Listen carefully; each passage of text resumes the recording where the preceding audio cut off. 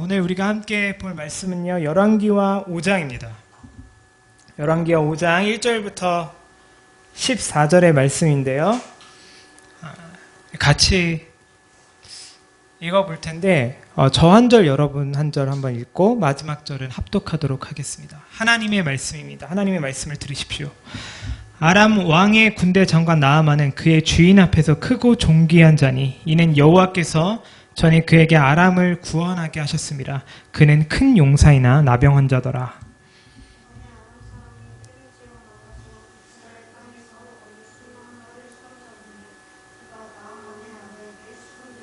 그의 여주인에게 이르되 우리의 주인이 사마리아 계신 선지자 앞에 계셨으면 좋겠나이다. 그가 그 나병을 고치리이다 하는지라.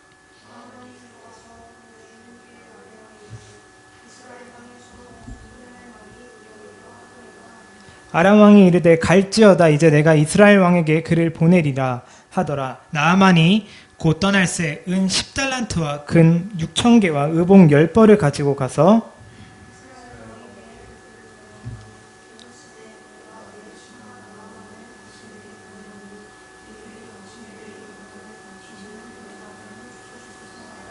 이스라엘 왕이 그 글을 읽고 자기 옷을 찢으며 이르되 내가 사람을 죽이고 살리는 하나님이냐? 그가 어찌하여 사람을 내게로 보내 그의 나병을 고치라 하느냐? 너희는 깊이 생각하고 저 왕이 틈을 타서 나와 더불어 시비하려 함인 줄 알라 하니라.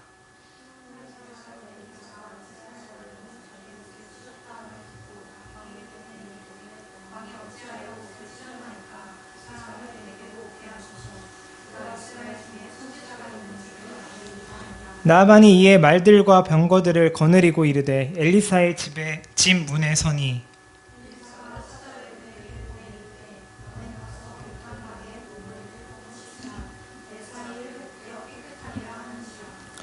나아만이 노하여 물러가며 이르되 내 생각에는 그가 내게로 나왔어서 그의 하나님 여호와의 이름을 부르고 그의 손을 그 부위 위에 흔들어 나병을 고칠까 하였도다.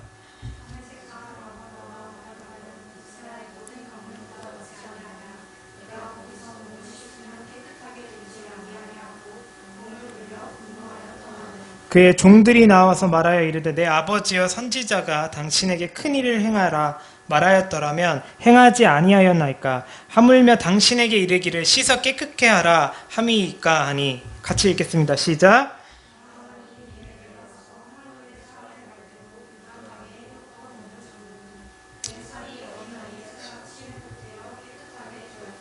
아멘.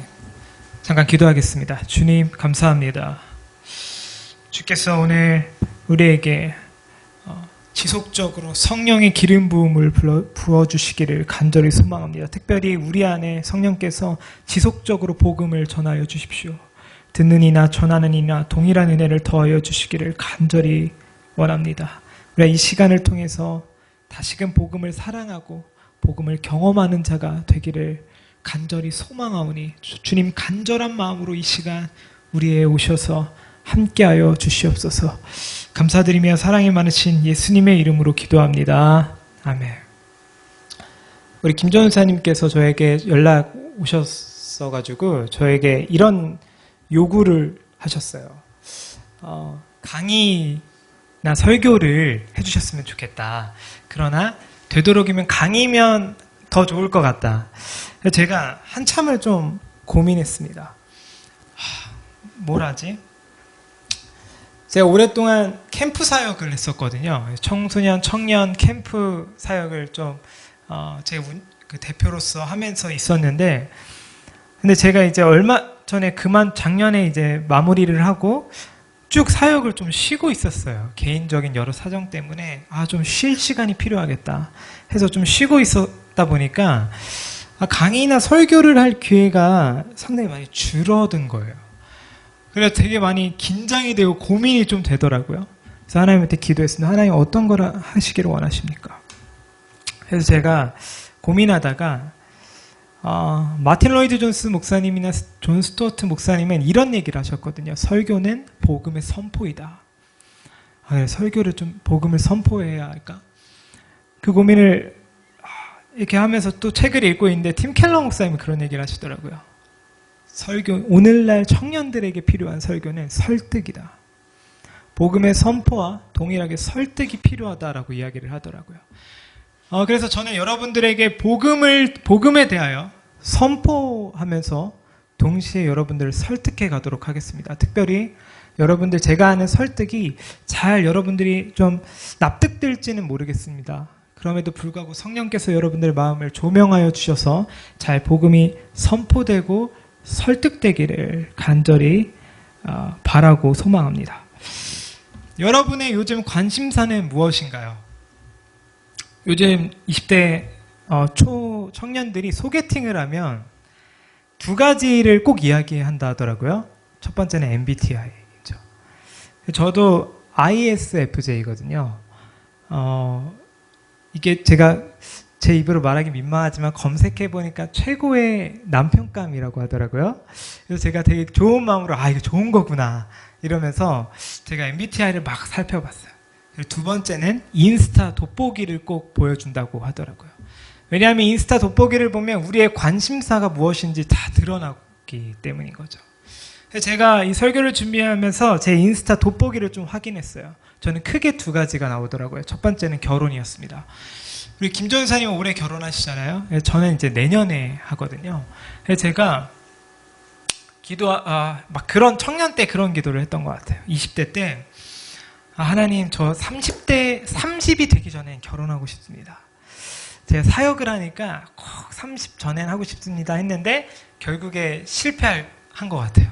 하나님 안 들어주시고 2년 30이 넘고도 2년 후에 하게 하시더라고요. 제가 어쨌든 그걸 이렇게 막 보니까 막 제 관심사가 결혼에 대한 관심이 있다 보니까 계속 뜨더라고요.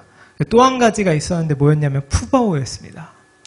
제가 푸바오 되게 좋아하거든요. 요즘 루이바오, 후이바오 되게 인기가 많잖아요. 저도 되게 좋아해요. 그래서 제가 그거 어떻게 보게 됐냐면 제가 평일에 도서관에서 사서 일을 하고 있거든요. 근데 뒤에 사서 선생님께서 저에게 선생님 진짜 푸바오 한번 보세요. 제가 요즘 너무 마음이 힘든데 얘를 보면서 마음의 평안을 얻는 것 같아요. 선생님도 한번 봐보세요. 해서 제가 보기 시작했어요. 근데 너무 귀엽더라고요. 너무 귀여운 것뿐만이 아니라 얘처럼 살고 싶은 거예요. 얘 인생이 어떠냐 보니까 가만히 있으면 사육사가 자기가 좋아하는 대나무 갖다 주죠. 그냥 맨날 자죠. 맨날 놀죠. 저도 그런 삶을 살고 싶은 거예요. 그래서 제가 보면서 진짜 이런 삶 살고 싶다 하면서 일종의 대리만족을 하고 있더라고요.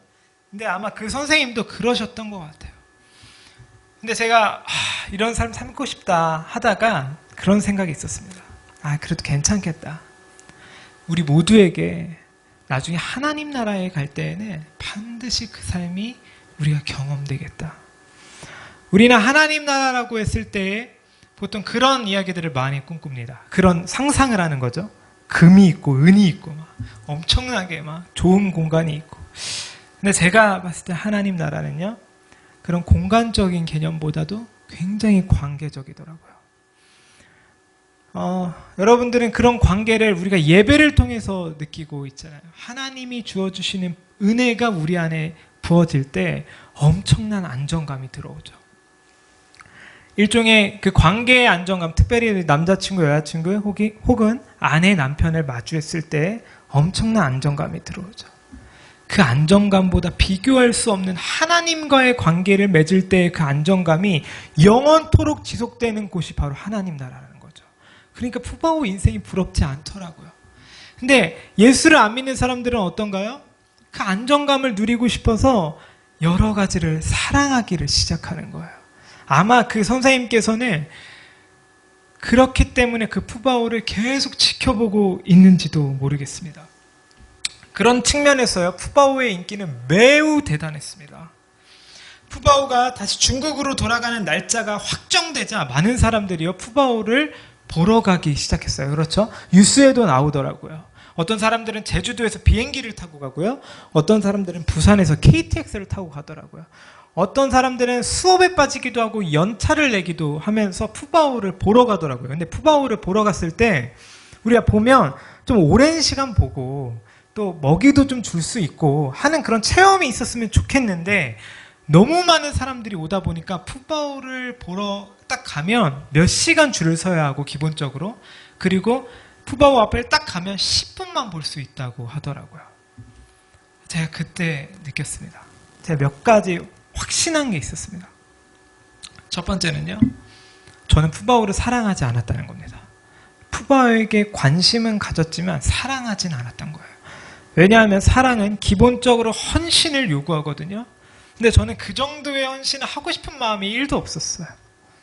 두 번째는요, 예수를 안 믿는 많은 사람들은요, 예수가 아니라 다른 것을 사랑할 때 그렇게 헌신한다는 겁니다. 특별히 내가 사랑하는 무언가가 내가 원하는 반응으로 돌아오지 않더라도 나는 그것을 위해서 사랑하고 그것을 위해 헌신한다는 것이죠. 그래서 고대 희극 작가인 아리스토파네스는 자신의 작품을 통해 이런 이야기를 했습니다. 당신이 누군가를 사랑할 때 당신은 그들의 마음을 마치 당신 것처럼 대할 것입니다. 예를 들어 이런 거죠. 누군가는 돈을 사랑한다고 예를 들어봅시다. 여러분 나중에 한번 팀 켈러의 내가 만든 신이라는 책 한번 읽어보십시오. 거기에서 팀 켈러가 자신이 일종의 신이라는 그 우상이라는 개념이 저기 절에 가면 있는 그런 보여지는 우상뿐만 아니라 우리가 어떤 돈이나 사람이나 관계나 물건이나 우리가 사랑하는 무언가를 신으로 만든다고 이야기하거든요. 예를 들어 이런 겁니다. 누군가 돈을 사랑한다고 해봅시다. 그 사람은요, 돈을 소유하기 위해 자신의 시간을 포기하면서 헌신할 것입니다. 그러나 그 돈이 나의 소유가 되어 나의 통제가 될지, 내가 통제할 수 있는 무언가가 될지, 아니면 내가 모든 것을 잃어버릴지, 그 어떤 결과는 알지 못한 채 돈을 소유하려고 내 모든 것들을 헌신해낼 겁니다. 또 누군가는 연예인을 그렇게 사랑할 수도 있을 겁니다. 제가 최근에요, 제가 이제 저희 어머니랑 같이 경북궁에서 우리 할매 떡볶이 가게를 운영하고 있거든요. 김준 선생님 한번 나중에 청년분들 연락 한번 주시고 놀러 오시면 제가 다 쏘겠습니다. 한번 놀러 오세요. 근데 우리 할매 떡볶이를 운영하는데 거기 경북궁이다 보니까 뒤에 청와대 바로 앞에서 열린 음악회를 했었어요. 사람들이요, 그때 저희 가게가 장사가 너무 잘 되는 거예요. 근데 왜 그렇게 사람들이 평소와 다르게 많이 오나 했더니 트로트 가수의 팬 아주머님들이 아침부터 밤까지 그 자리를 지키면서 기다리고 있더라고요. 티켓이 있었던 게 아니에요. 그 연예인은 그냥 한 번 보려고 출근하는 길, 퇴근하는 길 보려고 계속 기다리고 있었더라고요. 그러니까 너무 추우니까 저희 가게에 와서 떡볶이를 사 먹고 있더라고요. 연예인을 사랑하면 그 정도의 헌신을 할 수 있었죠. 그래서 어떤 할아버지가 저에게 와서 그런 얘기를 했습니다. 저는 송가인을 좋아하는데요, 송가인을 쫓아다니는 게 너무 힘들더라고요. 얘는 너무 전국 방방곡곡 너무 많이 돌아다니고 내가 그걸 다 쫓아가려고 하니까 너무 힘들다고 얘기하더라고요. 근데 그 할아버지는요, 그럼에도 불구하고 자신의 모든 것을 내던지고 송가인을 쫓아다니고 있더라고요. 여러분, 이게 사랑인 거죠. 이게 어쩌면 우상일 수도 있는 거죠. 내가 만든 신일 수도 있는 거죠. 아마 여기 계신 모든 분들도 비슷한 경험을 했을지도 모르겠습니다. 예를 들어 짝사랑이요. 우린 누군가를 막 짝사랑한 기억이 있을 겁니다. 저도 그러했는데요. 저는 이제 내년에 결혼하는 예비 신부가 있는데 제가 엄청 짝사랑을 막 했거든요. 근데 제가 짝사랑할 때에는 마치 얘가 내가 좋아하면 내 여자친구, 내 아내가 되겠다 이런 확신이 있어서 한 게 아니거든요. 모든 사람들은 내가 원하는 반응이 돌아오지 않더라도 사랑하잖아요. 돈도 그렇고 연예인도 그렇고. 이번에 김호중 씨가 안 좋은 일을 겪게 했더라고요. 그럼에도 불구하고 그를 사랑하는 사람들이 있잖아요. 내가 원하는, 또 이 사람이 나에게 도덕적으로 윤리적으로 어떤 배신을 할지도 모르는데도 불구하고 그 사람들을 쫓아 사랑하잖아요. 저도 그랬어요. 당신은 예비 신부님이 저를 좋아할지 싫어할지도 모르고 내가 고백했다가 차이면 어떡하지? 아무것도 미래는 결정되지 않는 상태에서 마치 그 사람의 마음이 내 마음인 것처럼 사랑하기를 시작했다라는 거죠. 우리 모두는 아마도 조금씩 사람이든 물건이든 이러한 일들을 겪고 있는지도 모르겠습니다. 그런 면에서 사람이라는 존재는요, 무언가를 사랑할 때 안정감을 누리는 존재일지도 모르겠습니다. 왜 그럴까요? 제가 고민을 해봤더니요, 성경을 계속 읽어보니까 우리는 일종의 신앙이 있든 없든 우리 모두에게 하나님께서 우리를 사랑한다는 기억이 희미하게 존재하고 있기 때문 아닌가 싶습니다. 그래서 여러 신학자들도 그런 이야기들을 하더라고요. 특별히 어떤 기억이냐면요, 에덴 동산에서 아담과 하와가 하나님의 온전한 사랑을 받았던 그 기억이 우리에게도 희미하게 남아있는 거예요. 그렇지 않습니까? 우리가 살아가면서 하나님이 주시는 많은 기억들이 우리에게 남아있잖아요.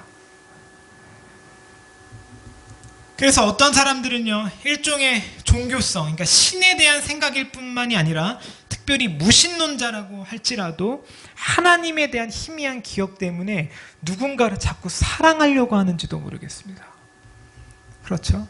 제가 무신론자들도 몇 번 만나서 이런 대화를 많이 했거든요. 근데 그들이 나는 신은 안 믿어라고 하면서 꼭 신처럼 사랑하거나 여기는 무언가가 있더라고요.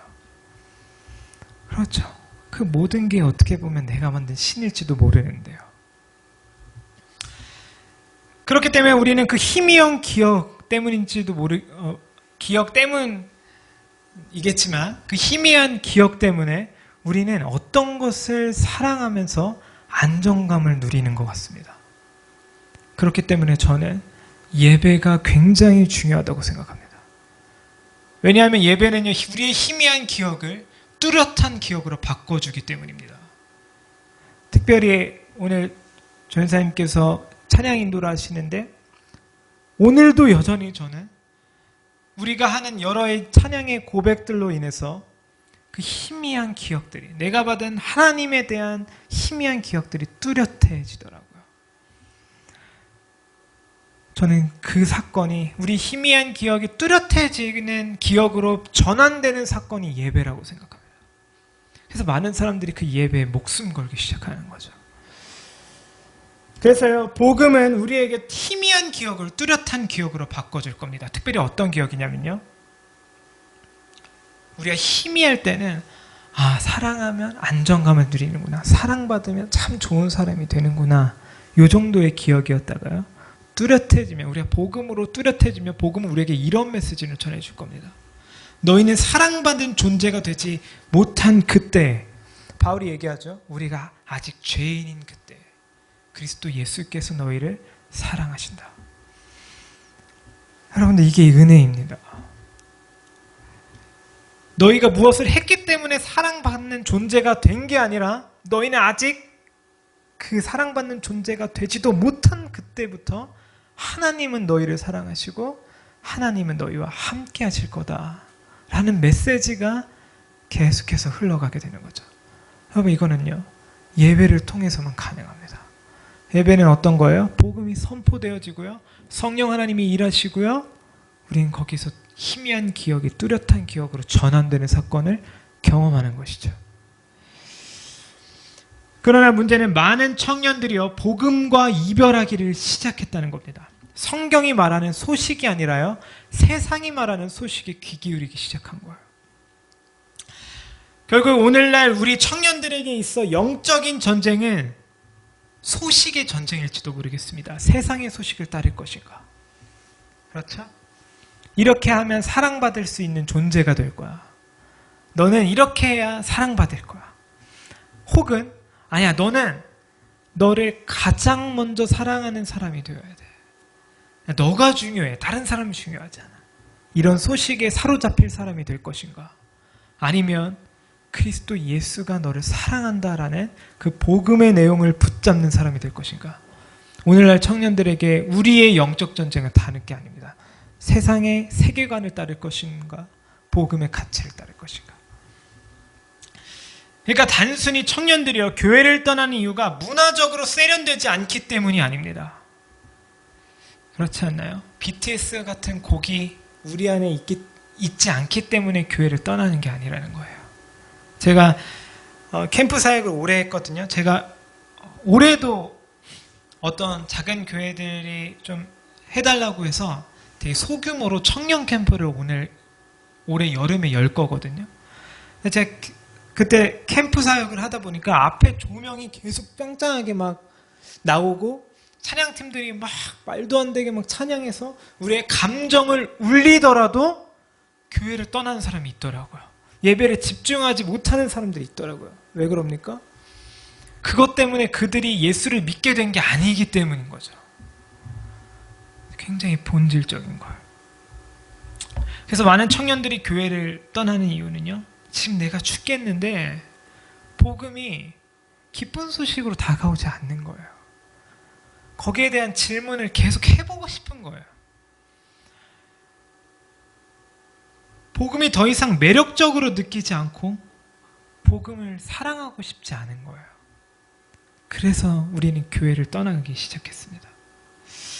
그렇다면 오늘날 우리가 느끼고 있는 복음처럼 과연 진짜 복음은 우리의 사랑할 만한 가치가 없는 걸까요? 그렇지 않은 것 같습니다. 과거에 수많은 사람들이요, 복음을 위해 자신들의 목숨을 버렸다는 사실을 우리 모두는 알고 있을 겁니다. 우리 모두가 그 사실을 들어본 경험이 있기 때문인 거죠. 대표적으로요, 요세푸스, 1세기 유대 역사가 요세푸스의 기록을 보면 우리는 알 수 있습니다. 제가 이런 얘기를 할 때 사람들은 이런 얘기를 꼭 하더라고요. 전사님, 그 역사는 다 기독교 역사잖아요. 기독교의 관점으로 본 역사잖아요. 그거 너무 주관적인 역사 아닙니까? 근데 요세푸스는요, 기독교인이 아니었어요.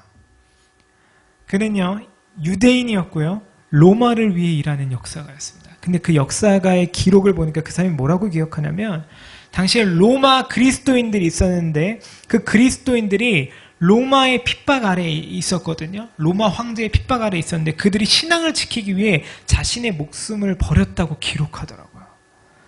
그게 그들의 신앙이, 예수님이 있든 없든 어쨌든 그 사람은 이 사실이 실제로 일어났다고 이야기를 하더라고요.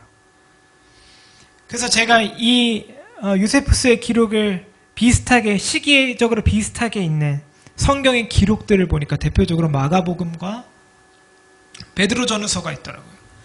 그 성경을 보니까요, 당시 그리스도인들이 너무 괴로웠던 것 같아요. 이유 없이 죽음을 마주해야 했고요, 언제 죽을지 모르는 상황에서 사회적 왕따가 되었습니다. 너무 괴로워서 스스로 목숨을 끊고 싶은 마음이 계속해서 올라오면서 그들은 서로에게 이런 이야기를 했던 것 같아요. 진짜 예수님이 살아계신가? 근데 왜 나는 이런 고난을 계속 겪어야 하지? 오늘날 우리와 상황과 비슷하지 않습니까? 복음이 진짜처럼 느껴지지 않는 거예요. 복음이 내 거 같지 않은 거예요. 이게 기쁜 소식이 아닌 거예요. 예수님 진짜 살아계신 거 맞는가? 저 예수님을 믿을 때 그 고민을 엄청 많이 했던 것 같아요. 예수님이 있다면 이런 일들은 왜 이렇게 일어나는 걸까? 예수님 살아계시는 게 맞는가? 나 너무 힘든데, 어려운데 예수님이 이때 뭐 하시는 건가? 아마 그들도 그런 고민들을 수차례 많이 했던 것 같아요. 근데 그들이요, 하나의 소식을 듣게 됩니다. 하나의 소문들이 계속 퍼지기 시작해요. 어떤 소문이었냐면 이런 거예요. 야, 너 그 책 한번 읽어봤어? 너 이 편지 한번 읽어봤어? 어떤 책인데?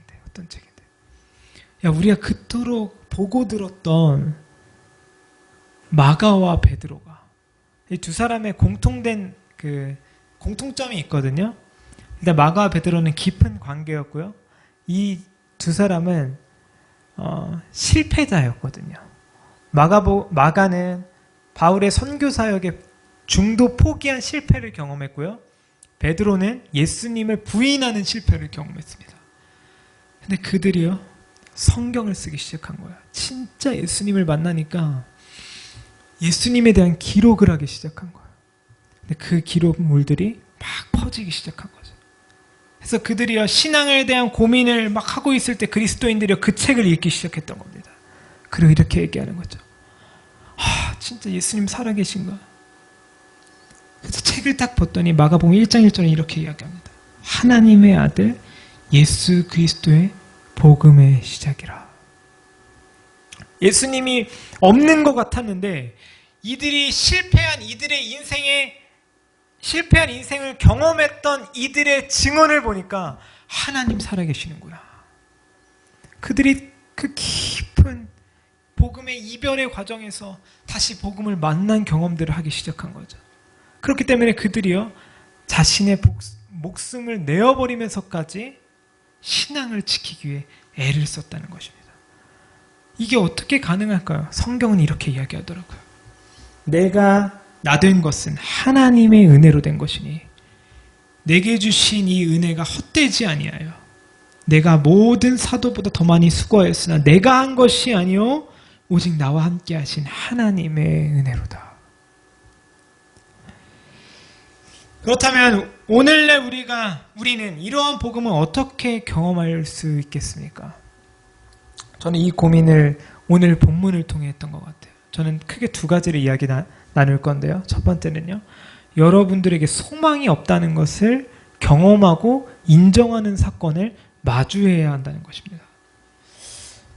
오늘 본문 봅시다. 오늘 본문 5장 1절은 이렇게 이야기합니다. 아람 왕의 군대 장관 나아만은 그의 주인 앞에서 크고 존귀한 자니 이는 여호와께서 전에 그에게 아람을 구원하게 하셨습니다. 그는 큰 용사이나 나병한 자더라. 오늘 본문의 내용은 이렇습니다. 나아만이라는 사람이 있었어요. 아람 사람이에요. 아람 어디 나라냐면 오늘날 시리아입니다. 근데 이 사람이 어떤 인물인가 봤더니 국방부 장관이었던 것 같아요. 당시 국방부 장관은 서열 2위쯤 했거든요. 왕 다음 아람 장군이 다음으로 높은 사람이었던 거죠. 그리고 이 사람이 가지고 있던 재산을 좀 보니까요. 제가 오늘날 현대 금시세로 한번 계산을 해봤어요. 그랬더니 약 100억 정도가 되더라고요. 엄청난 부자죠. 그래서 성경은요, 이 나아만을 소개할 때 한 문장으로 이렇게 정리하는데, 그는 크고 존귀한 자이다. 그는 큰 용사이다. 그런데 그에게 문제가 생겼습니다. 1절을 보니까 그는 자신이 가지고 있는 어떤 힘과 능력, 그리고 돈으로도 해결할 수 없는, 통제할 수 없는 어떤 문제를 마주하게 되는데 그 문제가 뭐냐면요, 나병이었습니다. 나병은 제가 어떤 병인지 정확히 모르겠어요. 근데 제가 확실히 알 수 있는 건 피부병의 일종이었고 이 병에 걸리면 죽음으로 가는 병인 것 같았습니다. 근데 어쨌든 나아만은요, 자신의 돈으로도 100억으로도 해결할 수 없는 문제, 자신의 지위인 국방부 장관으로서 해결할 수 없는 문제를 직면하게 된 거죠. 우리는 이러한 생각을 쉽게 합니다. 어떤 생각이냐면요, 돈을 많이 벌면 우리의 문제를 다 해결할 수 있을 거야. 저도 이런 생각을 좀 했던 경험이 있었던 것 같아요. 한 몇 년 전에 저희 어머니가 이제 암투병을 하셨습니다. 수술을 받았어요. 근데 제가 수술을 딱 받고 서울대병원에 제가 딱 들어갔는데, 제가 바로 나오자마자 제가 보호자로 있었거든요. 근데 아직도 기억하기가 좀 힘들더라고요. 너무 괴로워하는 모습을 보였습니다. 그때요, 제가 이런 생각을 좀 했었어요. 내가 돈이 있었으면 조금 더 편하게 치료받거나 아니면 이 병에 걸리기 전에 뭔가 내가 조치를 했었을 텐데. 근데 제가 그때 우리 그때 암보험도 없었거든요. 그러니까 제가 그때 막 멘탈이 막 깨질 것 같더라고요. 제가 이게 돈으로 정말 힘든 경험들을 많이 했거든요. 제가 대학교 때까지 축구 선수였는데 제가 당시 축구를 할 때 돈을 이렇게 안 드리면, 감독님한테 안 드리면 그렇게 맞았어요. 근데 우리 가난한 걸 어떻게 합니까? 제가 막 너무 괴롭더라고요. 제가 그때마다 제가 다짐한 게 있어요. 내가 돈을 많이 벌어야겠다. 돈을 많이 벌어야겠다. 근데 사역자인데 돈을 어떻게 많이 법니까? 근데 내가 그때마다 돈을 많이 벌어야겠다. 돈을 많이 벌어야겠다. 이런 생각들을 막 했던 것 같아요. 그러면서 제가 제 어머니 딱 있는데 제가 그때 물을 마실 수가 없어서 손수건에다가 물을 적셔서 입을 닦아드리면서 제가 그런 이야기를 했어요. 엄마, 내가 돈을 정말 많이 벌어서 우리 가족들, 우리 부모님, 우리 동생, 우리 재수 씨까지 다 우리 가족들 다 내가 진짜 편안하게 살 수 있도록 내가 꼭 해줄게 하면서 제가 그렇게 입을 닦았던 기억이 있습니다. 그냥 돈이면 다 해결될 줄 알았어요. 근데 오늘 본문은 그렇지 않다고 이야기하더라고요. 1절 보니까 나아만은 큰 용사이나 나병 환자더라. 뭐라고 이야기합니까? 이는 돈도 있고 권력도 있고 명예도 있고 모든 것, 우리가 가지고 싶어하는 모든 것을 가진 자인데 그는 나병 환자더라 라고 이야기하고 있다는 거죠. 아무것도 해결이 안 되는 거예요. 그가 가지고 있는 병은 그 어떤 것으로도 해결받을 수 없다고 이야기하는 겁니다. 그렇다면 누군가는 이렇게 생각할지도 모르겠습니다. 아니, 전도사님, 당시에는 기술이 발달 안 돼서 그런 거 아닙니까? 오늘날이면 돈이면 다 해결됩니다. 과연 그럴까요? 예를 한번 들어보겠습니다. 제가 암에 한번 걸렸다고 예를 한번 들어봅시다. 저는 돈도 있고요. 제가 삼성가의 아들로 태어났어요. 같은 이씨기도 하고 삼성가의 아들로 태어났어요. 돈도 있고, 근데 내가 암에 걸린 거예요. 나 이제 서울대병원 가서 돈으로 다 치료하면 돼. 특실 잡아서 다 하면 돼. 하는 마음으로 제가 병원에 갔습니다. 그리고 그 접수대에 가서 이렇게 이야기했죠. 제가 이렇게 치료를 받으러 왔습니다. 근데 접수대 선생님이 그렇게 이야기하시는 거예요. 선생님, 죄송합니다. 지금은 수술을 받을 수 없습니다. 제가 왜요? 왜 수술을 받을 수 없을까요? 라고 물어보자. 그 선생님이 이렇게 이야기하는 거예요. 선생님, 지금 의사 전공의 교수님들이 모두 다 파업했습니다. 그래서 돈이 있어도 수술이 어렵습니다. 이거는 오늘날 우리가 지금 겪고 있는 문제인 거죠. 뉴스로도 많이 접하는 현실의 문제인 거죠. 이 순간 제가 가지고 있던 모든 돈은 종이 쪼가리밖에 안 되는 거죠. 돈이 아무것도 해결할 수 없을 거예요. 그러면 우리 다른 거를 한번 예를 들어봅시다. 우리가 좋은 관계를 맺으면 우리의 어떤 근본적인 문제가 좀 해결될까요? 근데 여러분들은 너무 잘 알고 있죠. 관계가 우리의 마음대로 되지 않는다는 걸요. 어떤 사람들은요, 배신을 당한 사람들이 있는가 하면은, 어떤 사람들은요, 내가 좋아하는 사람이 나를 좋아하지 않아 상처받는 경우도 있고요. 어떤 사람은 죽음이라는 이별을 겪기도 합니다. 그래서요, 많은 사람들이요, 이 관계를 내가 원하는 그 관계로 바꿔보려고 엄청 노력을 합니다. 특히 남자들은 힘을 사용하죠. 그렇죠? 남자들이 갖고 있는 게 힘이니까요. 그럼 이 극단적으로 어떻게 되는 줄 아십니까? 이게 죄성인데요. 극단적으로 어떻게 되냐면 그 힘을 사용하면 폭력에 이르는 거죠. 여성들은 어떻습니까? 소유와 질투를 하죠. 계속해서 그 관계를 유지하려고 소유하려고 하고 하다 보면 그 질투가 계속 쌓여서 그 관계가 틀어지게 되죠. 우리가 잡으려면 잡을수록, 잡으려고 하면 할수록 그 관계 어떻게 되죠? 삐뚤어지게 된다는 거예요. 그리고 이 말은 무엇입니까? 우리가 가지고 있고 가지고 싶어하는 모든 것들로 우리의 근본적인 문제가 해결되지 않는다는 것입니다. 그래서 오늘 본문은요, 나아만을 통해 우리에게 이렇게 이야기합니다. 여러분들이 가지고 있는 모든 것, 갖고 싶어하는 모든 것으로 여러분들의 근본적인 문제가 해결될 수 없다라고 이야기하는 것이죠. 우리는 그냥 죄가 많은 나병 환자일 뿐이라는 것입니다. 그래서 저는 여러분들에게 첫 번째로 여러분들 우리 모두가 죄로 가득한 나병 환자임을 인정하고 경험하는 사건들을 반드시 필요로 하다는 것을 이야기하고 싶습니다. 왜냐하면 이것을 우리가 인정할 때 진짜이신 하나님을 바라볼 수 있게 되거든요. 이게 첫 번째입니다. 두 번째는요, 또 하나의 사건이 있는데요. 3절과 4절입니다. 그의 여주인에게 이르되 우리 주인이 사마리아에 계신 선지자 앞에 계셨으면 좋겠나이다. 그가 그 나병을 고치리이다 하는지라.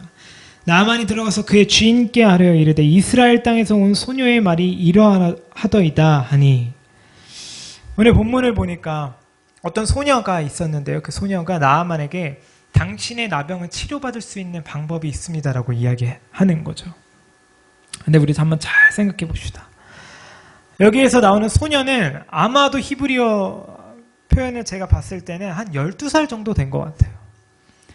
저는 12살 때 기억이 아직도 조금 남아있거든요. 12살은 어떤 나이인가요? 근본적으로 우리가 어떤 큰 사건을 마주했을 때 사리분별은 좀 되는 나이잖아요. 당시 소녀가 12살이었던 것 같아요. 아마도요. 추측하기로. 근데 5장 2절을 보니까 이렇게 이야기합니다. 전에 아람 사람이 떼를 지어 나가서 이스라엘 땅에서 어린 소녀 하나를 사로잡음에 그가 나아만의 아내에게 수종들더니. 무슨 말입니까? 이거 그냥 지금 소녀가 그냥 나아만에게 어떤 치료의 방법을 이야기한 게 아니에요. 이 차원이 아니에요. 이게 간단한 문제가 아닙니다. 지금 이 소녀는 이스라엘에서부터 끌려온 노예인 거죠. 전쟁에서 패배를 당했다고요. 이 소녀가 12살 때 본 그 나아만의 그 아람이라는 나라는요, 자기 가족들을 모조리 죽이고 자기 친구들을 죽이고 모든 관계를 다 무너뜨리고 겨우 나만 살았는데 내가 나를 데리고 가서 노예로 만들어버린 관계라고요. 자, 그럼 여러분은 어떻게 하시겠습니까? 이 소녀에게 그 소식이 들려온 거예요. 나아만이 나병에 걸렸다. 죽게 되었다. 여러분 어떻게 하실 거예요? 제가 보기를 한번 드릴게요. 1번. 야, 나아만 너 잘됐다. 너 내가 가만히 있어도 죽으니? 나는 가만히 있을 거야. 괜히 내가 널 죽였다가 괜히 나에게 피해가 올 수도 있으니 난 너의 고통스럽게 죽는 모습을 지켜볼 거야. 자, 2번. 너 어차피 죽는 거 내가 반드시 너를 죽이겠다. 내 손으로 끝장내겠다. 너 와봐. 내가 죽일 거야. 자, 2번. 여러분은 어떤 선택을 하실 거죠? 어쨌든 우리는 주로 아마 1번을 선택하겠죠? 우리도 겁이 있으니까요. 근데 소녀는요, 이 두 개 다 선택하지 않았다는 거죠. 소녀는 뭐라고 이야기합니까? 나아만님, 당신이 치료받을 수 있는 방법이 있습니다. 이것은 단순히 그 사람에게 알려주는 정도가 아니라 일종의 사랑보다 더 깊은 용서를 포함하고 있는 거죠. 적극적으로 입을 열어서 그가 살 수 있는 방법을 알려주는 겁니다. 그렇다면 이 소녀는 왜 이렇게까지 용서를 할 수 있었을까요? 이 소녀는 어떻게 이게 가능했을까요?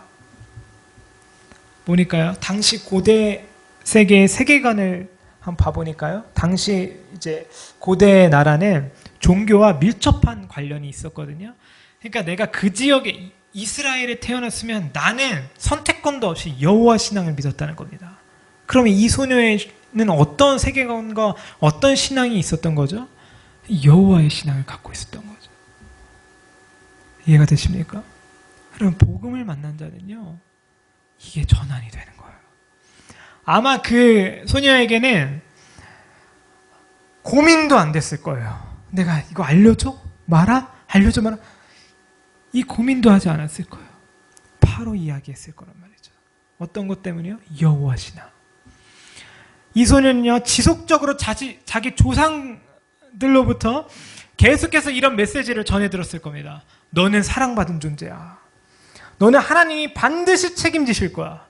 너의 인생 하나님이 반드시 끌고 가실 거야. 너 애굽 땅에서 하나님이 너를 이곳까지 인도하신 분이 그분이 바로 하나님이시야. 하나님은 너를 위해 그 어떤 것도, 그 어떤 열심도, 그 어떤 최선도 다 하시는 분이야.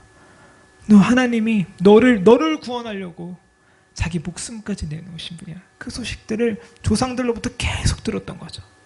근데 그 신앙이요, 노예 생활로까지 끌고 가서 자기를 노예로 부리고 있는 그 주인에게 용서하며 이야기할 수 있는 힘이 되었다는 것입니다. 그래서 여러분, 다시 한번 이야기하지만 예배는 정말 중요합니다. 이 기쁨의 소식이 여러분들에게 선포되어지는 과정이기 때문인 거죠.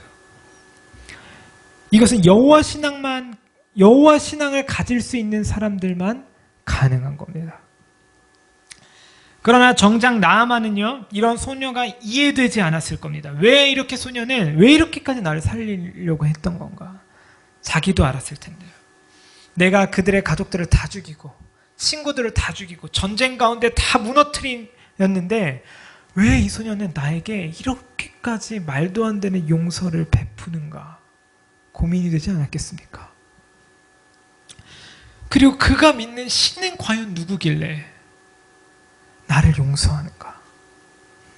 그가 믿고 있는 신은 과연 누구길래 내가 그의 백성들을 다 죽였는데도 나를 왜 용서하고 살리시려고 하시는 건가? 이 의문이 들지 않겠습니까? 이것은 오늘날 우리 시대도 마찬가지입니다. 저는 종종 청년들을 이렇게 만나게 되는데요. 제가 저번 주에도 청년 어떤 교회 그 예배 설교를 하고 왔는데 거기에서도 이제 끝나고 청년들이랑 이야기할 기회들이 있었어요. 오늘도 그런 시간들이 있으면 참 좋겠는데. 근데 그들의 이야기를 들어보니까 그들이 그런 이야기를 하더라고요. 선생님, 저는요, 하나님이 굉장히 두렵게 느껴져요. 이거를 안 하면 뭔가 내가 벌을 받을 것 같아요. 내가 뭔가 지나가다가 뭐 새똥을 맞거나 내가 취업이 안 되거나 뭔가를 안 하면 내가 기도를 안 해서 그렇게 되는 건가? 신앙생활을 열심히 안 해서 그렇게 되는 건가? 하는 자연스러운 사고체계가 막 내 안에 일어나요. 내가 그래서 하나님 믿기 싫어요. 이런 얘기를 하더라고요. 왜 그런 줄 아십니까? 여러분, 공짜를 경험해본 기억이 별로 없기 때문입니다. 그렇지 않나요? 우리 이 세상을 살아가는 삶을 보십시오. 매일 경쟁해야 되잖아요. 내가 뭔가를 막 이겨내야 되잖아요. 내가 공짜로 무언가를 받은 경험이 많이 없는 거예요. 이 세상을 살아가면서. 그런데요, 그러다 보니까 이 청년들이요, 그 결과 어떻게 된 줄 아십니까? 교회를 떠나는 거예요. 이 공짜라고 이야기하는 복음의 소식이 기쁨으로 다가오지 않는 거예요. 내가 이걸 저버리고 싶은 거예요. 교회에 다닐 가치가 필요 없어 보이는 거예요. 내가 교회를 다니면 내가 이렇게까지 하면 뭔가 되게 열심을 내서 뭔가를 줘야 되는데 그냥 공짜로 너에게 뭔가를 줬고 너는 그냥 사랑받는 존재야라고 이야기하니까 그게 내 머릿속으로 이해가 될지 모르지만 내 마음으로 경험이 안 되는 거예요. 우리의 사고체계가 계속 우리는 무언가를 주면 무언가를 받아야 하는 사고체계로만 자리 잡고 있기 때문인 거죠. 그런데요, 오늘 성경은 우리에게 뚜렷하게 이야기합니다. 너희들 모두에게 희미한 기억이 존재하고 있다. 이 예배를 통해서, 복음을 통해서 너희들의 기억이 뚜렷해질 텐데 그 기억은 너희는 하나님의 사랑을 그저 은혜로 받았다는 거다. 그래서요, 복음은 우리한테 계속해서 우리에게 촉구하고 요구하고 계속해서 강하게 우리에게 말해줍니다. 너희는 이미 용서를 받았다. 너희가 뭘 해서 그런 게 아니라 너희가 뭘 안 하더라도 너희가 비단 소망이 없는 존재라 할지라도 너희를 사랑하시는 하나님의 은혜가 날마다 너에게 있다라고 말이죠. 그래서 하나님은 이 사실을 지속적으로 나아만에게 알려주기를 힘쓰고 있는지도 모르겠습니다. 그게 이제 열왕기하 5장 6절인데요. 아람 왕이 이르되 갈지어다 이제 내가 이스라엘 왕에게 글을 보내리라 하더라. 나아만이 곧 떠날새 은 10달란트와 금 6,000개와 의복 10벌을 가지고 가서 이스라엘 왕에게 그 글을 전하니 일렀으되 내가 내 신하 나아만을 당신에게 보내오니 이 글이 당신에게 이르거든 당신은 그의 나병을 고쳐주소서 하였더라. 오늘 본문을 보니 이제 나아만이 그 소식을 듣고요, 아람 왕의 편지를 받아 이스라엘 왕에게 찾아갑니다. 근데 이상하지 않나요? 소녀가 뭐라고 이야기했냐면, 여러분들 이스라엘에 있는 선지자에게 가면 그 병을 고칠 수 있습니다라고 이야기했는데요. 오늘 나아만은 왕에게 찾아가는 거죠. 왜 그럴까요? 우리 아까 이런 이야기를 했습니다. 당시 고대 세계관은요, 종교와 국가 간에 밀접한 관련이 있었다고요. 아마 아람 왕에게는, 그러니까 나아만에게는 이러한 사고가 있었던 거예요. 당시 이방 나라와 이스라엘의 좀 차이가 뭐였냐면, 이방 나라는요, 왕 밑에 종교들이 있었어요. 일종의 종교가 국가에 기속되었던 거죠. 그래서 왕들은 주로 우리 역사만 봐도 그렇잖아요. 종교를 이용해서 자기의 왕권을 강하게 만드는 데 이용했을 정도로 이제 그 종교가 당시 나라에 귀속되었는데요.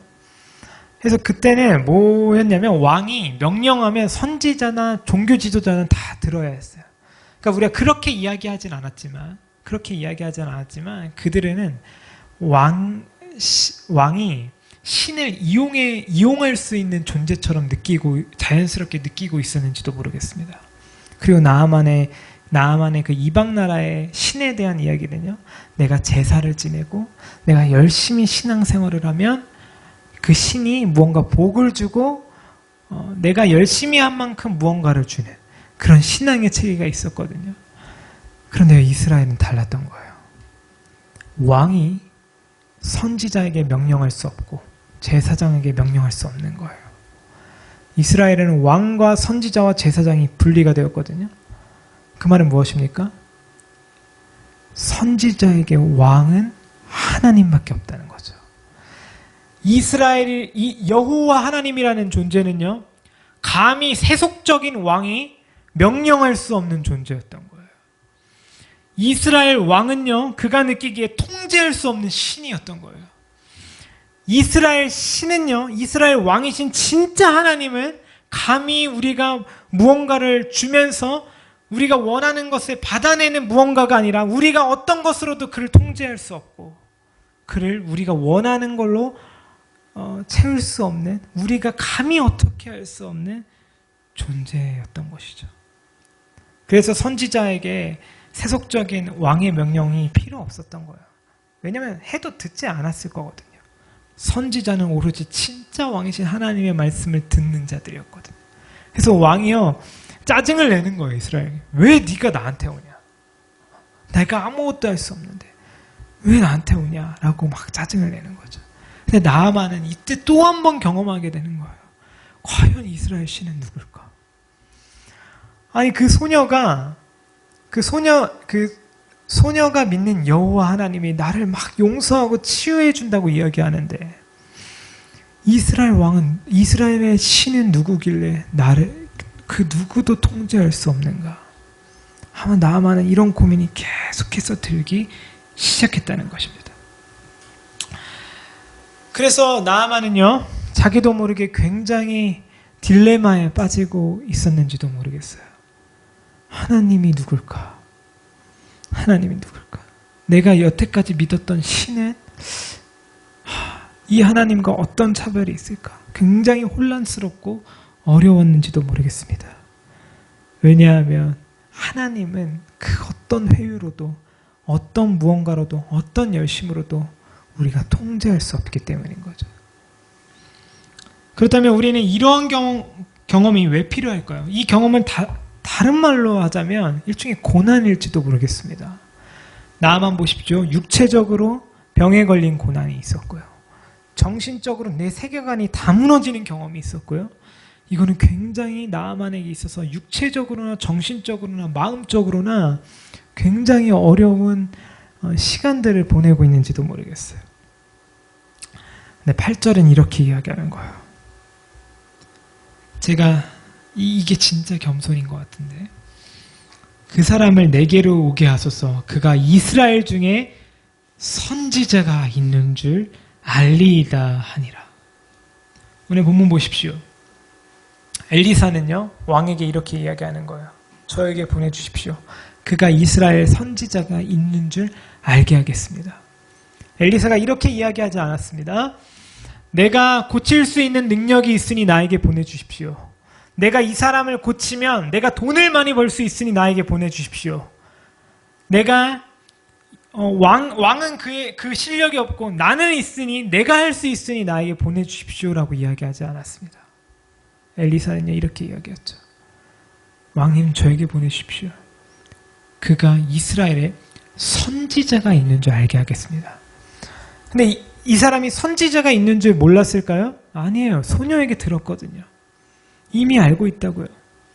여기서 이 말은 단순히 정보 전달을 이야기하는 게 아니라고요. 무슨 뜻일까요? 이런 말이죠. 왕이시여, 나아만을 저에게 보내주십시오. 나아만에게 필요한 것은 문제 해결이 아닙니다.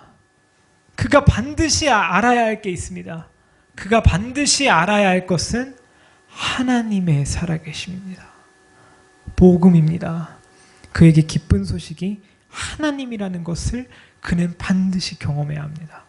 내가 그 경험을 할 수 있도록 하나님의 말씀을 받아 도와드리겠으니 왕이시여 나아만을 저에게 보내주십시오.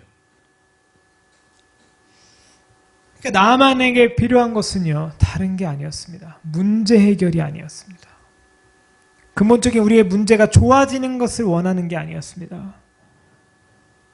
그가 진짜 그에게 필요했던 것은 이스라엘에 하나님을 믿는 사람들이 있고, 그리고 그 이스라엘에 하나님이 있다는 것을 그는 알아야 했던 것이죠. 그렇다면 복음은 무엇입니까? 복음이 무엇이길래 우리에게 왜 자꾸 복음을 요구하고 복음을 믿어야 한다고 이야기하고, 그렇죠? 왜 하나님은 우리에게 이러한 고난, 우리의 세계관이 깨지고 우리의 마음의 스트레스를 받고 우리의 육체적으로 고난을 받아야 하는 상황까지 만들어주시면서 왜 이스라엘의 하나님이 우리의 하나님이라는 사실을 알게끔 하냐는 거죠. 복음이 무엇이길래요? 복음을 정의하는 것은 매우 어렵습니다. 왜냐하면 교회가 복음이라는 단어를 매우 많이 사용하고 있기 때문에 그 의미가 희미해질 수 있기 때문입니다. 마찬가지로 사랑이라는 단어가 그렇죠. 제가 어느 날 전화가 와서 전화를 받았는데 이런 이야기 하더라고요. 사랑합니다 고객님, 이런 표현을 쓰더라고요. 그때 사랑, 그렇게 우리는 사랑이라는 단어를 정말 많이 듣는데도 그 순간만큼은 그 사랑이라는 단어가 우리에게 굉장히 희미하게 다가온다는 거죠. 복음도 마찬가지입니다. 우리가 맨날 복음이라는 이야기를 많이 했는데 복음이라는 단어가 우리에게 기쁜 소식이고 굿뉴스라는 건 우리가 알고 있지만 이게 우리에게 막 다가오지 않는 거예요. 그래서 저는 복음을 이렇게 정의하기로 했습니다. 복음이란 우리가 하나님 앞에서 해야 하는 것이 아니라, 다시 한번 이야기하겠습니다. 복음이란 우리가 하나님 앞에서 우리가 해야 하는 무언가, 우리가 해야 하는 것이 아니라 그리스도께서 우리를 위해 하신 일이다. 이해가 되시나요? 복음은 여러분들이 하는 무언가가 아닙니다. 복음은 그리스도께서 우리를 위해 하신 일인 것이죠. 즉 복음은 나로부터 출발하는 것이 아니라 하나님으로부터 출발하는 소식인 겁니다. 만약 우리가 복음에 대해서 나로부터 출발하는 무언가로 생각한다면 복음이라는 것은 일종의 기쁜 소식과 선물과 은혜가 아니라 거래일지도 모르겠습니다. 그래서 복음은 우리에게 크게 두 가지의 소식을 전하는데요. 첫 번째는요, 며칠 전에 청년 다니엘 기도에 나오신 박광리 목사님이신가? 그분이 그런 표현을 쓰시더라고요. 복음은 여러분들 자신을 생각하는 것보다 어떻게 생각하든 그것보다 훨씬 큰 죄인이라는 사실입니다. 그래서 우리가 앞서 그런 얘기를 했죠. 여러분들에게 소망이 없다는 것을 경험해야 합니다. 여러분들이 사랑하는 무언가, 여러분들이 원하는 무언가, 여러분들이 가지고 있는 무언가를 그 무언가로 여러분들을 문제를 해결할 수 없다는 것을 우리는 알아야 합니다. 왜냐하면 우리는 소망이 없기 때문인 거죠. 그래서 복음은 여러분들이 항상 얘기할 겁니다. 여러분들을 정죄할지도 모르겠습니다. 여러분들은 죄인이라고요. 여러분들에게 소망이 없다고요. 저도 마찬가지거든요. 복음을 경험하니까 나에게 소망이 없다는 것을 매일 느끼게 되더라고요. 이것을 우리는 겸손이라고 합니다. 그래서 빌립보서에 보면 바울이 너희가 그리스도 예수의 마음을 품어라. 그리고 너희가 나보다 남을 낮게 여겨라. 그러니까 이게 낮는다는 게 아니라 좀 더 나은 존재로 여겨라. 이게 겸손이다라고 얘기하거든요. 왜냐하면 우리는 소망이 없는 존재이기 때문입니다. 그러나 여기서 끝나면 진짜 소망이 없게 되는 거죠. 그래서 복음은 또 한 가지의 소식을 전하는데요. 그 한 가지는 뭐냐면 복음은 그럼에도 불구하고 여러분들을 향한 하나님의 사랑이 있다는 것이죠. 여러분들이 하나님에 대해 생각할 때 하나님 나 너무 사랑하시지. 우리가 예배 때 하나님 내 안정감을 누리지. 우리가 계속 고백하는 것처럼 하나님 너무 좋지. 하나님 너무 우리에게 너무 좋은 분이지. 나는 사랑받는 존재지. 라는 모든 생각보다 훨씬 더 큰 사랑이 여러분들에게 향하고 있다고요. 저는 감히 여러분들에게 설명할 수도 없고 감히 여러분들에게 이야기할 수도 없는 그 무언가의 사랑이 여러분들을 향하고 있다는 겁니다. 그래서 소망이 있는 것이죠. 우리에게 소망이 있는 게 아니라요. 그리스도께서 우리를 위해 하신 일, 자기의 목숨보다 우리를 사랑하신 그 일이 우리에게 소망이 다가온다라는 것입니다. 그래서요. 사실상 복음은 거래가 될 수 없는 겁니다. 이것을 알려주기 위해 나아만은 이 고난을 반드시 겪어야 했습니다. 나아만 한번 생각해 보십시오. 모든 것을 가졌습니다. 그에게 사랑할 게 너무 많은 거예요. 그리고 그는 국방부 장관이었습니다. 서열 2위였죠. 국방부 장관이었습니다. 국방부 장관의 사고체계가 어떻겠습니까? 매일 전쟁에서 승리해야 하고 경쟁해야 하고 승리해야 자신이 쓸모있는 존재가 되어야 하고 우리도 그렇지 않습니까, 여러분? 우리가 취업이 잘 돼야 좋은 곳에 가야 좋은 직장을 찾아야 좋은 사역자가 돼야 좋은 멋있는 사람이 돼야 좋은 사람과 결혼해야만이 우리가 좋은 사람이라고 돈을 많이 벌어야만이 우리가 좋은 사람이라는 정체성이 세워지잖아요. 이게 깨지려면 반드시 이 고난을 겪어야 했던 거죠. 우리가 이것이 있는 한 그 소식이 우리에게 기쁜 소식으로 다가오지 않기 때문인 겁니다. 그래서 욥도 마찬가지죠. 욥은 당대 의인이었으나 고난을 받을 때 욥이 막 하나님한테 어떻게 그러실 수 있습니까? 막 이야기하는데 하나님이 이렇게 얘기하죠. 40몇 번의 질문인가요? 막 엄청 몇십 번의 질문을 욥에게 이렇게 하는데 그중 첫 번째가 뭐였냐면 아직도 기억나는 거예요. 욥에게 하나님이 이렇게 이야기하는 겁니다. 내가 세상을 창조할 때 너는 그때 어디 있으냐? 여러분 이건 거죠. 우리는 소망이 없는 존재라는 거죠. 근데 세상의 소식은 우리에게 뭐라고 이야기합니까? 너 스스로 사랑하라고. 너 자신을 사랑하라고. 그게 소망이라고. 근데 복음은 뭐라고 이야기하는 줄 아십니까? 너는 사랑받는 존재라고. 사랑받은 존재라고. 세상은 너를 사랑하라고 이야기하지만 복음은 너를 사랑하는 존재가 있다고 이야기하는 것이죠. 그래서 오늘 본문은 소망 없는 한 사람이 말도 안 되는 소망을 경험하는 사건이기도 합니다. 나아만이 희미하게 가지고 있던 기억. 그렇죠? 그래서 그는 계속 무언가를 소유하면서 사랑받는 존재가 되고자 했는지도 모르고 또 사랑하려고 했는지도 모르겠으나 무엇 때문이요? 내가 가지고 있던 희미한 하나님에 대한 기억 때문에. 그런데 오늘 복음은요? 오늘 본문은 그 희미해진 기억을 뚜렷하게 바꿔가고 있다고 이야기하는 것이죠. 잘 보십시오. 이때 단순히 하나님께서요 엘리사만 사용한 게 아니거든요. 왕도 사용했고요. 무엇보다 그 소녀도 사용했고요. 엄청나게 많은 사람들을 사용했거든요.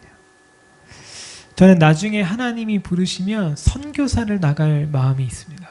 제가 선교지에서 하나님을 믿었거든요. 제가 중국에 갔는데 중국에서 제가 선교사님 따라 중국에 갔는데 그때 막 그 중국에 뭐 지금도 그렇지만 당시에도 기독교인들을 핍박하는 일들이 굉장히 많이 있었어요. 근데 저희가 한번 지하교회 선교사님과 통화를 하다가 그게 발각이 된 거예요.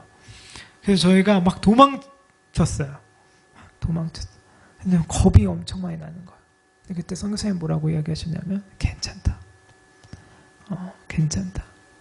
우리를 위해 기도하시는 분들이 많고 또 여기 수많은 사역자들이 복음을 위해 헌신하는 사람들이 많고 단 한 사람으로 이 하나님 나라가 확장되는 게 아니라 헌신하고 있는 수많은 사람들이 여기에 머물러 있을 거다. 혹여나 우리가 죽는더라도 우리가 잡혀가더라도 괜찮다. 제가 어린 마음에 아니 나는 그게 괜찮은 게 아니라 내 목숨이 잃을까 봐 겁이 난다고 막 선교사님한테 막 얘기했는데 그분이 그걸 또 얘기하시는 거예요.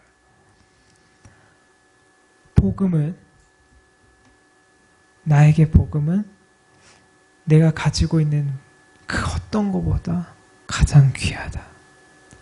왜냐하면요. 복음을 믿는 자에게 모두 하나님이 함께 하시기 때문인 거죠. 그래서요. 진짜 복음 안에서 깊은 안정감을 누리고 안정감으로 자유해지는 역사. 여러분 세상 가치관이 전하고 있는 소식들을 들으면 절대 자유해질 수 없거든요. 오히려 그것을 소유하려고 애쓰다가 불안해지죠. 근데 복음은요. 너희가 이미 많은 것을 소유했다. 너가 가지고 싶어하는 모든 것들을 만들고 창조하신 하나님을 너희가 소유했다라고 이야기하고 있기 때문에 거기서부터 오는 안정감이 우리를 자유하게 만든다는 거죠. 선교사님처럼. 우리도 마찬가지입니다. 소망 없는 우리에게 가장 필요한 것은요, 문제 해결이 아닌 거죠. 우리에게 가장 필요한 것은요, 복음인 겁니다. 우리의 희미해진 기억을 뚜렷하게 바꿔줄 무언가인 거죠. 그렇다면 이것을 우리는 어떻게 경험할 수 있겠습니까? 10절은 이렇게 이야기합니다. 엘리사가 사자를 그에게 보내 이르되 너는 가서 요단강에 몸을 7번 씻으라. 내 살이 회복되어 깨끗하리라 하는지라. 그래서 이 얘기를 이제 나아만이 듣고요. 11절 12절을 보니까 굉장히 분노합니다. 제가 읽어드리도록 하겠습니다. 나아만이 노하여 물러가며 이르되 내 생각에는 그가 내게로 와서 그의 하나님 여호와의 이름을 부르고 그의 손을 그 부위 위에 흔들어 나병을 고칠까 하였도다. 다메섹강 아바나와 바르발은 이스라엘 모든 강물보다 낫지 아니하냐. 내가 거기서 몸을 씻으면 깨끗하게 되지 아니하랴 하고 몸을 돌려 분노하여 떠나니. 뭐라고 이야기합니까? 굉장히 분노하는 거죠. 왜 분노할까요? 이유는 간단합니다. 너무 간절했기 때문인 거죠. 너무 간절했기 때문에 눈에 보이는 무언가를 자꾸 하고 싶었던 거예요. 이 사람이 가지고 있던 세계관은 계속 무언가를 막 하기를 원했던 거죠. 눈에 보이는 무언가를 계속 나에게 해줬으면 좋겠는 거예요.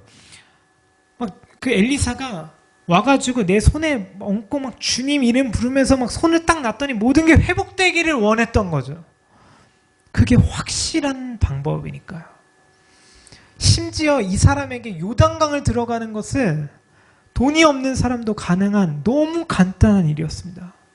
나는 나아만이라고요. 나는 한 나라의 서열 2위이고 나는 수많은 돈을 갖고 있다고요. 이걸로 할 수 있는 특별한 무언가를 말해줘야지 요단강에 들어가는 건 가난한 사람들도 할 수 있는 너무 쉬운 방법이라고요. 그러자 이 사람이 이 얘기를 듣고 분노하는 거죠. 이 간단한 일을 나에게? 너무한 거 아니야? 심지어 엘리사는 나를 보러 오지도 않아요. 이거를 자기 사자에게 보내어 야 이렇게 전달하라고 했습니다. 라고 이야기하더라고요. 그러니까 나아만은 너무 화가 나는 거죠. 내가 여기까지 왔는데 나를 마주하지도 않고 고작 하는 말이 이렇게 단순한 일을 시킨다고? 지금 나의 간절함을 이용하는 건가? 놀리는 건가? 너무 짜증이 나는 거죠. 분노하는 겁니다. 우리도 마찬가지입니다. 우리는 절박하면 뭐라도 하고 싶어집니다. 그렇지 않나요? 뭐라도 붙들고 뭐라도 해야 할 것 같습니다. 심지어 하나님을 만나려 할 때도 우리가 자꾸 무언가를 하려고 하죠. 예컨대 큰 소리로 기도할 때 하나님이 더 만나주시고 작은 소리로 기도하면 안 만나주실 것 같은 거죠. 뛰면서 찬양해야 은혜인 것 같고 눈물을 흘려야 은혜인 것 같고. 제가 옛날에 어렸을 때 캠프 막 갔는데 청소년 때 앞에 나와서 기도하는 거예요. 기도하라는 거예요. 제가 기도하는데 옆에 봤더니 사람들이 다 울고 있더라고요. 근데 내가 안 울면 나도 은혜 안 받는 것 같아서 막 슬픈 생각을 했어요. 눈물을 흘리려고. 우리의 사고체계는 이런 거죠. 무언가를 나 막 증명해내야 되는 거예요. 자꾸. 근데 오늘 성경은 뭐라고 이야기하냐면요. 여러분들이 복음을 경험하기 위해서 여러분들이 해야 할 단순한 한 가지가 있는데 그게 뭐냐면 기도라는 겁니다. 우리에게 단순한 방법은 기도밖에 없는 거죠. 기도만큼 합리적이지 못하고 단순하며 가장 쉽고 하찮은 방법이 없는 겁니다. 그렇지 않나요? 기도는요, 돈이 있어서 할 수 있는 게 아닙니다. 돈이 없어도 가능하죠. 기도는요, 몸이 건강한 사람들만 할 수 있는 것도 아닙니다. 기도는 우리 모두가 할 수 있는 거죠. 그만큼 기도는 단순하고 확실한 무언가처럼 보이지 않기 때문에 우리가 기도를 하기를 꺼려하는 거죠. 당장 취업이 안 되는데 기도하라고 이야기하는 겁니다. 얼마나 목사님들 맨날 이야기하시잖아요. 목사님 제가 이게 이런 문제가 있는데 기도해. 이게 얼마나 현실적이지 못한 답변처럼 들리십니까? 그렇지 않나요? 나만이 그랬다는 거죠. 그래서 성경은 우리에게 이러한 단순한 방법이 복음을 경험한 최고의 방법이라고 이야기하는 거죠. 왜냐하면 기도는요, 이해되지 않더라도, 이것이 납득되지 않더라도, 이성적으로 이게 뭔가 충분히 이해되거나 납득되지 않더라도, 이게 미련한 방법이라고 할지라도 우리는 하나님을 신뢰하겠습니다라는 믿음의 고백이기 때문입니다. 성경은 우리에게 그렇기 때문에 너희는 이 단순한 방법으로 하나님께 순종하는 법을 배워야 한다고 이야기하는 것이죠. 그런 면에서 기도는 매우 단순하지만 어려운 결단이며 우리의 이성을 내려놓고 하나님을 선택하겠다는, 하나님을 신뢰하겠다는 믿음의 고백이기도 합니다. 그래서 엘리사는 그에게 단순한 방법을 계속 요구했던 것이죠. 그런 의미에서 제가 여러분들에게 간절히 축복하고 싶은 게 있습니다. 기도를 열심히 하십시오. 저는 목사님들이요, 기도할 때 인생이 바뀌어진다는 이야기에 굉장히 반발을 하고 싶은 시절이 있었는데요. 그렇지 않더라고요. 여러분, 기도는요, 능력이 있더라고요. 제가 종종 선교지에 나갈 때마다 그 선교사님들의 사역에 하나님께 드리는 기도가 있더라고요. 하나님께서 그 선교사님들의 기도를 사용하셔서 일하시더라고요. 하나님은요, 우리의 기도를 사용하셔서 일하시는 분이십니다. 그래서 여러분들 기도하십시오. 기도는 능력이 있습니다. 그리고요, 기도는 그 어떤 사람도 할 수 있는 하나님의 은혜이며, 그 기도는 우리가 단순한 단순한 방법인 기도를 할 때 우리는 하나님을 경험하게 된다는 것이죠. 저는 여러분들에게 이 주제로 설교한 이유가 있습니다. 이것이 우리 인생의 가장 중요한 진리일 뿐만 아니라 저에게 중요한 고백이기 때문입니다. 그렇지 않나요? 내가 이 세상이 주는 세계관을 저버리고 하나님의 복음으로 살아가겠다는 결단이 저의 안에 있는 거죠. 특별히 저에게요, 큰 용기를 주었던 인물이 있었습니다. 이것만 얘기하고 좀 마칠 건데요. 그분은 바로 허드슨 선교사님이셨습니다. 허드슨이라는 선교사님은요, 미국의 선교사님이셨고, 이분은 미국 최초의 해외 파송 침례교 선교사님이셨습니다.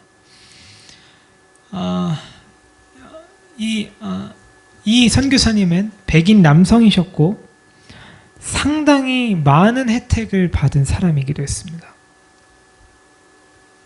그리고 이분은요, 목회자 가정에서 자랐던 선교사님일 뿐만 아니라 이분은 교육도 정말 좋은 곳에서 최선을 다해 받은 분이시기도 했습니다. 이 말은 무엇이냐면 모든 것을 가진 사람이었다는 거죠. 최고의 선교사님이셨죠. 근데 이분이요, 어느 날 자신이 가지고 있는 기독교 신앙의 중심이 무엇인지 좀 고민해보는 시간을 가졌던 것 같아요. 그리고 나서 그 고민을 하다가 깨달은 게 하나 있었던 거죠. 아마 전 그때 복음의 능력을 좀 깨닫지 않았나 싶습니다. 그러니까 그 복음을, 그 예수 그리스도의 복음의 능력을 딱 맛보고 나서 이 사람이 결단을 하는데요. 복음을 모르는 선교지로 나가야겠다라는 결단을 하게 됩니다. 그러니까 이때 받은 어떤 소명 의식으로 선교를 이제 떠나가겠다는 마음을 먹은 거죠.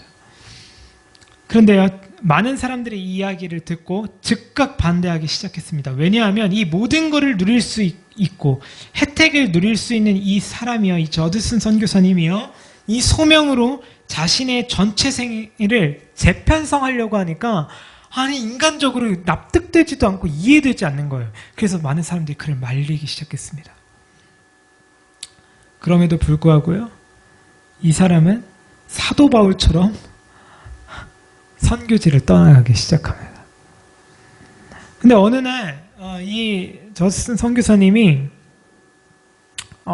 이제 그 영국으로 가는 길에 좀 풍랑을 만난 것 같아요. 그러다 인도에 도착을 하게 됐습니다.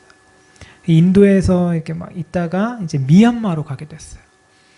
근데 미얀마로 갔는데 이 선교사님의 사역이 너무 힘들었던 것 같아요. 1년이 지났습니다. 미얀마에서 열심히 사역을 했어요. 1년이 이렇게 지났어요. 근데 1년 동안 이 사람이 회심시키고 이 사람이 세례를 준 사람이 단 한 명도 없었던 거예요. 2년이 지났습니다. 또 없었던 거예요. 그 2년 차부터 사람들이 이야기하기 시작한 거예요. 야, 그렇게 후원했는데 지금 이미 2년 동안 한 사람도 회심시키지 못하고 전도하지도 못하고 뭐 하는 거냐. 우리가 그렇게 후원을 했는데 너 빨리 돌아와라. 막 이런 이야기들이 왔던 거죠. 네, 선교사님 돌아가지 않고 계속 사역을 하셨어요. 3년 차가 됐습니다. 한 명도 없었어요. 4년 차 없었어요. 5년 차 없었어요. 6년 차 없었어요. 7년 차가 됐는데 한 명 세례를 주기 시작했습니다. 이렇게 끝나면 해피엔딩인데 이렇게 끝나지 않죠. 그 선교 사역을 계속 하고 있는데 어느 날 미얀마 국가로부터 그 사역이 불법이라는 판결을 받게 됩니다. 그리고 감옥에 가게 되죠. 그 감옥은요, 되게 좁은 감옥이었고 창문도 없는 감옥이었어요. 그 감옥에 100명 이상이 살았는데 잠도 잘 수 없고 거의 막 힘들어 죽고 싶어하는 정도의 감옥이었던 거죠. 그리고 그 선교사님은 거기서 사형 선고를 받게 됩니다. 물론 사형은 되지 않았어요. 그냥 사형 선고를 받게 돼요. 그리고 나서 그 선교사님의 아내와 이제 자식들이 있었는데요. 이 선교사님이 감옥에 가게 되니까 이 사람들을 생계로 책임져 줄 사람이 없는 거예요. 그렇게 그 아내와 자녀들은 죽었습니다. 나중에 선교사님이 좀 시간이 지나고 사역을 위해 재혼을 하게 되고요. 재혼을 해서 아들을 낳게 됐는데 그 아들도 그 재혼한 아내분도 사모님도 그리고 아들도 또 죽게 됩니다. 이 선교사님한테 그런 이해되지 않는 거예요. 이 선교사님의 삶이. 그래서 많은 사람들이 물어봅니다. 선교사님, 당신이 많은 것을 누릴 수도 있고 당신이 불러주는 것도 너무 많고 당신은 최상의 교육도 받았고 당신은 최고의 사역을 할 수 있는데 왜 굳이 복음에 관대하지도 않고 복음을 환대하지도 않는 그런 곳에 가서 이런 고생을 왜 하십니까? 왜 그렇게 하십니까? 라고 얘기했더니 생애 말렵에 저드슨 선교사님이 어떤 지인에게 보낸 편지에 그런 게 있더라고요. 나는 어린아이가 집으로 귀가하는 기쁨이 나에게 있다. 학교에 끝나고 막 우리 초등학생들이 막 집으로 가는 기쁨이 있잖아요. 나는 그 기쁨이 있다. 나는 하나님 나라 우리 본향에 가는 기쁨이 있다. 이걸로 내가 여기에 남아있을 이유가 충분하다. 내가 여기에 남아있는 이유는 미얀마인들과의 유대 관계 때문일 수도 있고, 때로는 어떤 사람들이 다시 돌아오라는 말이 굉장히 달콤하게 느낄 때도 있지만, 그 달콤함보다 더 깊은 기쁨이 나에게 있습니다. 저는 그것 때문에 여기서 생애를 마무리하려고 합니다. 라고 편지에 기록했더라고요. 저는 이게 엄청난 좀 도전이 됐습니다. 근데 이게 인간적으로 가능한 일입니까? 우리 아까도 얘기했죠. 로마 많은 그리스도인들이 자신의 목숨을 버리면서까지 그 신앙을 지켰습니다. 이것은 비단 옛날 이야기만이 아니에요. 그렇죠. 오늘날에도 제가 신학교 때 북한 탈북민이 신학을 하러 오신 분이 계셨는데 그분이 얘기해 주시더라고요. 아직도 북한 땅에는 기도하는 사람들이 있습니다. 이해가 되시나요? 우리는 너무 편하게 예배드리고 있죠. 수많은 사람들이요, 아직도 그런 시간을 보내고 있다고요. 근데 그들이 어떻게 우리가 그들이 연민할 필요가 없다는 것을 저는 확실히 느꼈습니다. 왜냐하면 그들에게는 그 어떤 사람도 소유할 수 없는 기쁨의 여정이 있기 때문입니다. 여러분, 그것은요, 복음을 경험한 사람이 많이 가능한 일인 거예요. 그래서 제가 좋아하는 성경 구절이 있는데요. 고린도후서인데요. 이렇게 이야기합니다. 우리는 속이는 자 같으나 참되고 무명한 자 같으나 유명한 자요, 죽은 자 같으나 보라 우리가 살아있고 징계를 받은 자 같으나 우리는 죽임을 당하지 아니하고 근심하는 자 같으나 항상 기뻐하고 가난한 자 같으나 많은 사람을 부유하게 하고 아무것도 없는 자 같으나 모든 것을 가진 자로다. 여러분, 바울이요, 자기 자신을 이렇게 얘기합니다. 나는 가난한 자고, 나는 세상 말로 쓰레기고, 나는 죄인이고, 자기 정죄를 계속해요. 나는 이런 존재야. 그러나 나는 모든 것을 가진 자로다.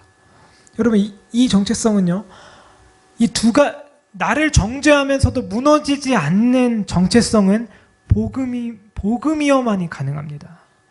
바울은 자신에게 이렇게 해요. 나는 아무것도 가진 게 없으나 나는 모든 것을 가진 자로다. 여러분, 이 정체성은요, 이 세상이 줄 수 없는 정체성인 겁니다. 이거는 복음을 경험한 사람들이 가능하다고요. 왜냐하면 복음은 여러분들이 소망 없다고 이야기하지만 복음은 여러분들에게 사랑받는다고 이야기하고 있기 때문인 거죠. 이거는 복음만이 줄 수 있는 정체성입니다. 여러분, 이 복음을 어떻게 경험할 수 있습니까? 하나님은 우리에게 이렇게 얘기해요. 너희들이 할 수 있는 것, 그 단순한 방법 단 한 가지밖에 없다. 기도해라. 기도할 때 여러분들이, 오늘 성령 강림 주일인데 성령 하나님께서 여러분들의 기도를 충분히 도우시고 함께 하셔서 여러분들이 말도 안 되는 경험을 하게 될 것입니다. 그래서요, 오늘 열왕기와 나중에 보시면 나아만도 엄청 회개를 하거든요. 이 능력은 바로 이 단순한 방법에서부터 시작됩니다. 그건 바로 기도인 것이죠. 저는 이런 인생이 우리 여기 계신 모든 청년분들에게도 동일하게 이루어지고 그 동일한 역사와 우리 희미한 기억이 전환되는 그 뚜렷한 기억으로 바뀌는 그 역사가 여러분들이 드리는 매 순간의 예배와 기도를 통해 가능할 줄 믿습니다. 그리스도께로 돌아갑시다.